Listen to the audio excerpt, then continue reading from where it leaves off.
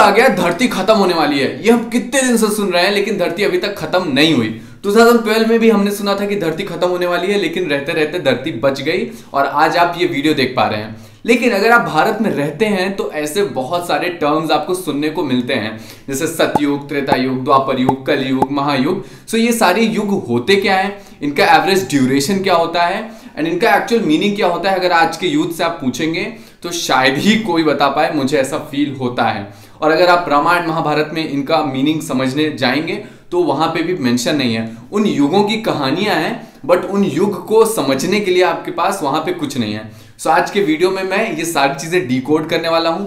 वैदिक mathematics last में use करके ये भी बताऊंगा कि ये एक्चुअल कैलकुलेशंस आज भी एग्जिस्ट करते हैं। सो अगर आपने चैनल को सब्सक्राइब नहीं किया तो अभी सब्सक्राइब करिए, ताकि आपको ऐसे ही बहुत ज्यादा इंफॉर्मेटिव वीडियोस मिलते रहे हर एक चीज से related. So let's get started.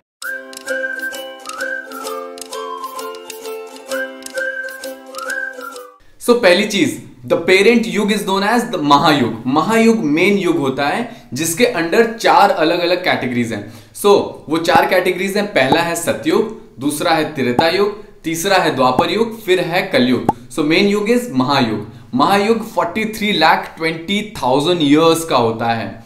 फिर जो विश्वामित्र की कहानी हम सुनते हैं वो सतयुग में हुई थी। सतयुग इज कंसिडर्ड की आइडियल युग, उसमें हर एक चीज परफेक्ट हुआ करती थी, हर एक चीज जैसे होनी चाहिए। फिर उसके बाद त्रेता युग आता है, जो राम जी की कहानी हम सुनते हैं जिसमें रामायण हुई थी, that is known as Treta युग।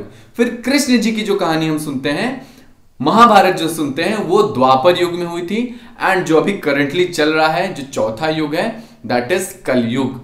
कलयुग अभी बहुत ज्यादा ड्यूरेशन बचा है, सो धरती इतनी जल्दी नहीं खत्म होगी।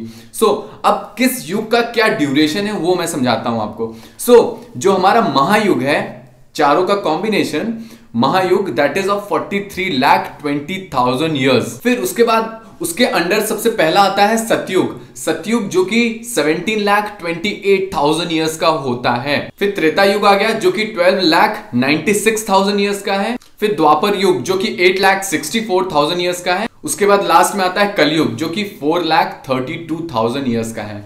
सो इनमें अगर आपने कुछ भी नोटिस किया होगा, सो ये सारे डिग्रेड हो रहे हैं, धीरे धीरे ड्यूरेशन कम हो गया, 17 लाख से 4 लाख तक आ गया। सो 4:3:2:1 रेशियो में डिवाइडेड है। मतलब कि अगर आप एलसीएम लेके अगर 43,20,000 ईयर्स को कैलकुलेट करेंगे तो ये 4:3:2:1 रेशियो में डिग्रेड हो रहा है।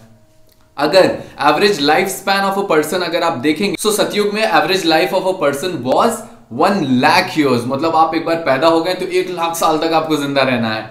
फिर त्रेता युग में average life span of a person was 10,000 years. Ram ji के जमाने में हर कोई 10,000 ईयर्स तक जिंदा रहता था। फिर उसके बाद आता है द्वापर युग जिसमें average life span of a person was 1000 years. And अभी जो कलयुग है, that is average life span of a person was is 100 years. And 100 से भी धीरे धीरे डिग्रेड हो रहा है, 75, 80 ऐसे ऐसे अलग अलग कंट्रीज में चेंज हो रहा है। सो ये भी 4:3:2:1 रेशियो में डिग्रेड हो रहा है। फिर average height of a person अगर आप बात करेंगे, सो सतयुग में average height of a person was 33 feet 6 inch. फिर त्रेता युग आ गया, त्रेता युग में average height of person was 22 feet 4 inch. मतलब राम भगवान के जमाने में हर कोई 22 फीट का हुआ करता था। मतलब हमारी 2 मंजिला इमारतें। सो उनके घर कितने बड़े हुआ करते होंगे। फिर उसके बाद आता है द्वापर युग। द्वापर युग में average height of a person was 11 feet 2 inch. जब सोचिए अर्जुन लोग जो है 11 फीट या उससे बड़े रहे होंगे। फिर अभी करंटली क्या चल रहा है, दैट इज कलयुग जिसमें average height of person is 5 feet 3 inch.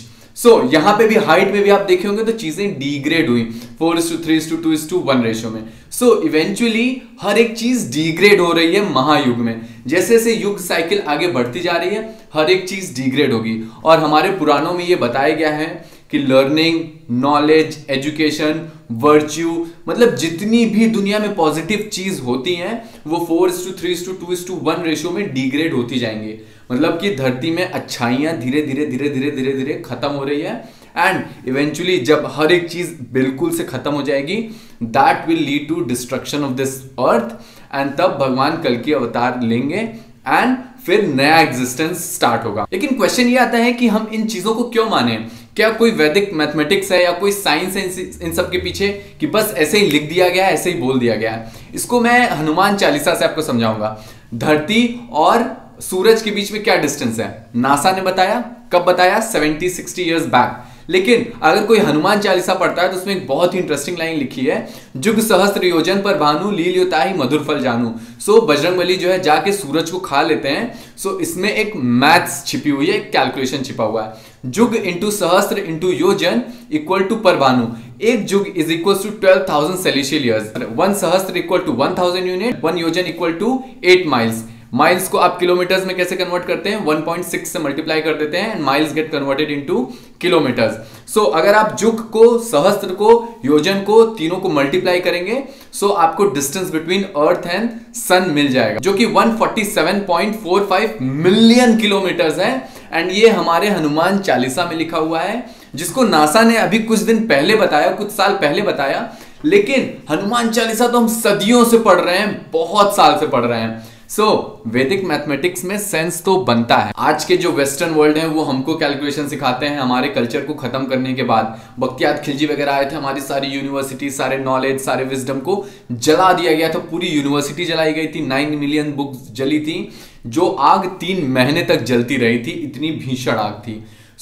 अगर कोई इंडिया को अंडर एस्टिमेट करता है तो मैं बहुत जल्दी ऑफेंड हो जाता हूं, क्योंकि इंडिया का कल्चर बहुत ही ज्यादा रिच था। अगर आपको लगता है कि मैं वो क्यों कलयुग और ये सारी चीजें मानूं, आप वैदिक मैथमेटिक्स पढ़िए, उसमें हर एक चीज का साइंटिफिक रीजन विद कैलकुलेशन दिया है, जो आपको पढ़ने के बाद इंडियन होने पे बहुत ज्यादा प्राउड फील होगा।